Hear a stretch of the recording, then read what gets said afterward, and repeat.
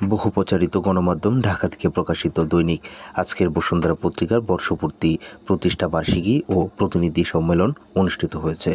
আমাদের নিজস্ব প্রতিনিধি ইকবাল হোসেনের পাঠানো ভিডিও চিত্রে বিস্তারিত। 27শে সেপ্টেম্বর 2024 তারিখে শুক্রবার সকাল 10টায় ঢাকার পল্টন টাওয়ারের চতুর্থ তলায় রিপোর্টার ইউনিক হল রুমে দেশের প্রায় সকল প্রতিনিধি উপস্থিতিতে বিভিন্ন উপহার সামগ্রী বিতরণের মধ্য দিয়ে অভূতপূর্ব আনন্দময় পরিবেশে কেক কাটার মাধ্যমে বর্ষপূর্তি অনুষ্ঠান শুরু হয়। অনুষ্ঠানের প্রধান অতিথি হিসেবে উপস্থিত ছিলেন দৈনিক আজকের বসুন্ধরা পত্রিকার ভারপ্রাপ্ত সম্পাদক মোহাম্মদ মাসুদ রানা, চিফ রিপোর্টার সাইদুর রহমান বাবুলের সভাপতিত্বে সঞ্চালনায় অনুষ্ঠানের সভা পরিচালনা করেন দৈনিক মাথাভাঙ্গা পত্রিকার চিফ রিপোর্টার নজরুল ইসলাম। বিশেষ অতিথি হিসেবে উপস্থিত ছিলেন বাংলাদেশ প্রেস ক্লাবের প্রতিষ্ঠাতা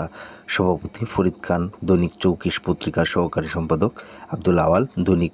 গণতবনী প্রতিনিধি পত্রিকার সম্পাদক, সরকারি নিবন্ধন অনলাইন পোর্টাল পত্রিকার সময়ের কথা 24.com ইয়াকুবউদ্দিন সরদার, দৈনিক আজকের বসুন্ধরা স্টাফ রিপোর্টার বশির আহমেদ, দৈনিক আজকের বসুন্ধরা পত্রিকার স্টাফ রিপোর্টার জহির খান সুজন, নেত্রকোনা আজকের বসুন্ধরা প্রতিনিধি শামীম,